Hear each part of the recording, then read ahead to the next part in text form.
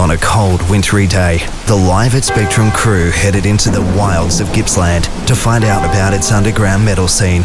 We spoke with the bands Varzor and Bound South and to Peter Schultz, host of the Black Arts radio show on Gippsland FM.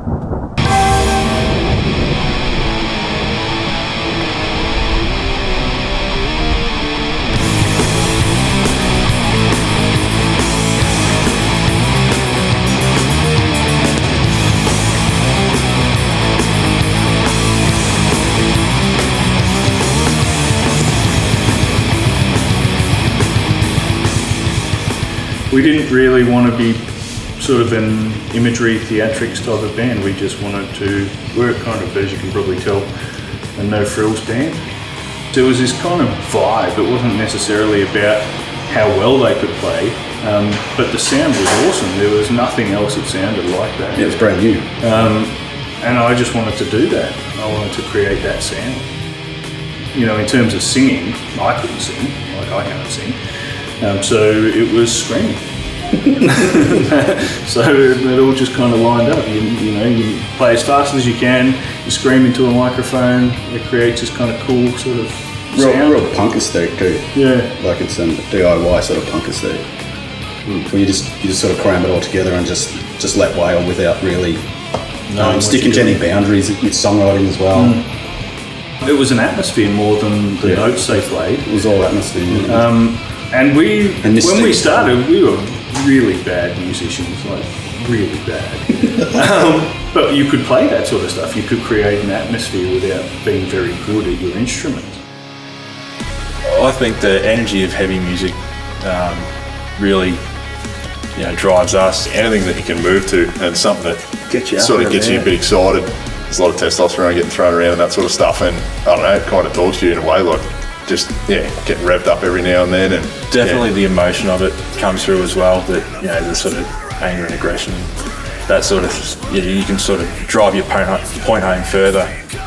I was always drawn to it from having to work a little bit harder to play metal, whether that's being a bit more technical or being quicker on the instrument you're playing, things like that. You have to think about it a bit more and put a whole lot more effort into it. We didn't try to hold back, but we wanted to sort of stay sort of on the rock side of metal. We didn't want it to sort of alienate people that come to shows. We wanted sort of, if a metalhead walked into a show and they heard it, they'd sort of kick back and they'd dig it. If someone that wasn't into metal sort of seen us as well, they'd also enjoy it. It sort of tried to cater for everyone. My name's Peter Schultz. I host the Black Arts on 104.7 Gippsland FM here in the Valley. It's a pretty long running show. It's been going for over 20 years now, every Wednesday night 9 till 10:30. I've got no musical talent, but I love the music. So therefore, if you love the music, you want to find a way to have some kind of involvement, and to do a radio show seemed a logical way to do it. Metal in Gippsland's probably a pretty small niche group. Like I've known the guys from Varzor, like I said, since they were in high school. I remember them playing Battle of the Bands at the Astrodome one year and scaring the crap out of everybody.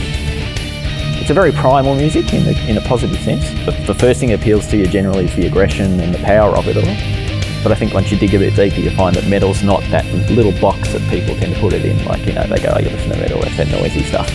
But the more you listen to it, you realise it's a pretty broad spectrum of what music, and it's not devoid of skill, it's not devoid of talent. It's not a musical style you go into to make a truckload of money. You do it because you love it.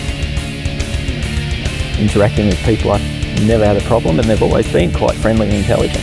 And the lyrical content and everything, like, it can be pretty blunt, but it can also be very intelligent. And I think it's a bit of both. Intelligent people probably look for intelligent music, but I think also exposure to intelligent music can create thought. And therefore, if you're listening to metal and you find some of the subject matter, like if they're focused on history or whatever, science, it can open doors in that sense. I'm a senior lecturer in psychology at a university. It comes up in conversation that you play in a band, so I don't think they know the extent of how heavy the band is. I haven't had any problems with it. I think part of the fact that I'm extensively tattooed, kind of... Wear metal shirts to work? Yeah, that I wear Watain shirts to work and Mayhem shirts to work. So I don't think they have a problem with it. Academics are a weird bunch of people anyway. You know? I'm pretty sure a lot of them will rate high on the autism spectrum. So always good. One reason we always think you're real switched on is because you're just passionate and you're always chasing new things just to keep your mind busy, and just to like explore stuff that stimulates you because you're fairly intelligent. And I think, yeah, that's probably a big part of the heavy music. Like the actual music is a bit more intellectually stimulating, like the themes that go on and just the complexity of it, instead of, oh, we'll just put up with what the masses listen to on the radio and not actually, like, we're not that excited about actually chasing anything because we don't need to do that to stimulate ourselves. There's a metal community around, but because Gippsland's so big, they're all kind of scattered. Yeah, I think they probably would come together a bit more if there were gigs or venues in the valley willing to put metal gigs on. So to get them all together in, I don't know, Traralgon or something for a gig would be quite difficult. Particularly given I don't think there's any venues in Traralgon willing to put on a death or black metal gig. There's always some people there, but it's not a burgeoning thing, unfortunately. It is hard without the bands there, and I think, I mean, even though we're not isolated from Melbourne, and Melbourne's got a great metal scene and a great live metal scene, so we're not that far down the road. So there are a few here, but you know, it's hard for them to play gigs or be seen. It'd be lovely if it picked up. I'd love it.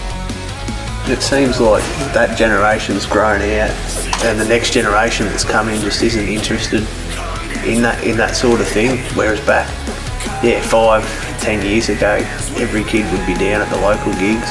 Yeah, like there's still heaps of bands around trying to like get rolling, and they're getting out playing like as many gigs as they can, sort of thing. Like we've seen a bunch of good sort of local heavy acts, and there are a lot of up and coming ones now that are really starting to show a heap of promise. So I don't see myself ever changing. I don't think so. The hair might have to go one day, but you know, I think I'll always be listening to it, and I'm sure I'm not the only one. I think it'll always be there. So.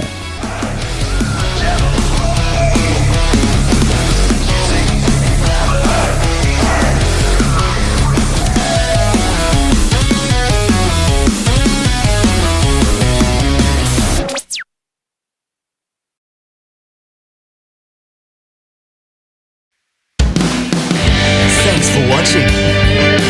Be sure to subscribe to our YouTube channel. Don't forget to visit us at live@spectrum.com.au. Find us on Facebook and Twitter.